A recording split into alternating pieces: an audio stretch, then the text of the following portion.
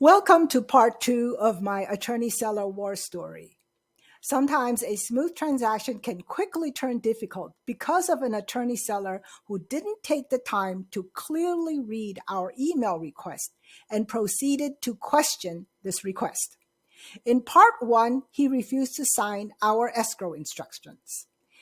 Here in part two, the argument of all things was about signing in blue ink or signing in black ink. 5 days before closing, my attorney-seller signed his grant deed and had his signature notarized.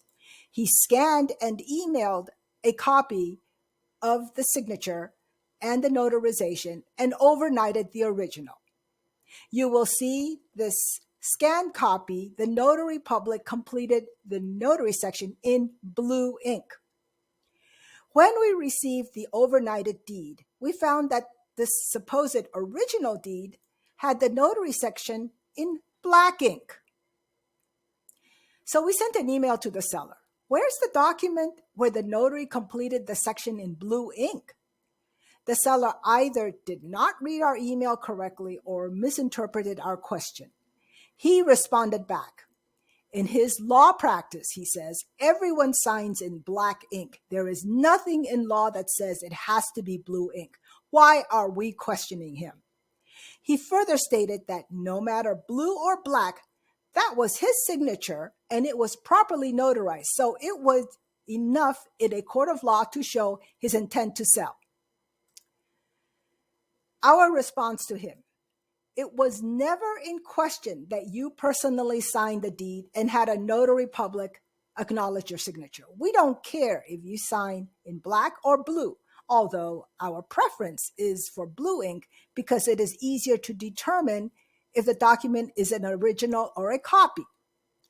Our issue is that we need the original deed.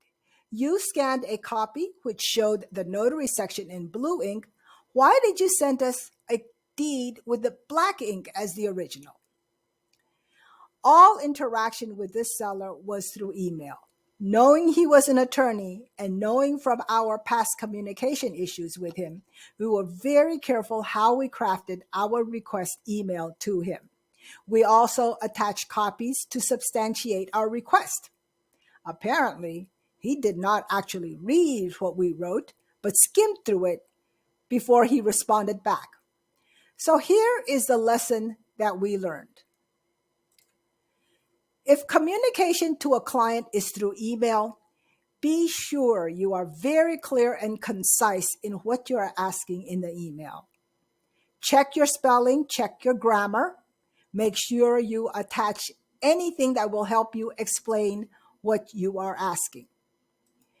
In the event there's any legal dispute or lawsuit in the future, the escrow is always required to provide copies of all email communication along with physical paperwork in the file. Do you want other attorneys looking at your email and wonder at your professionalism? This is Juliana too from Viva Escrow, and thank you for watching. So what happened next? In part three, we are left with trying to convince the seller that yes, we do need the original deed.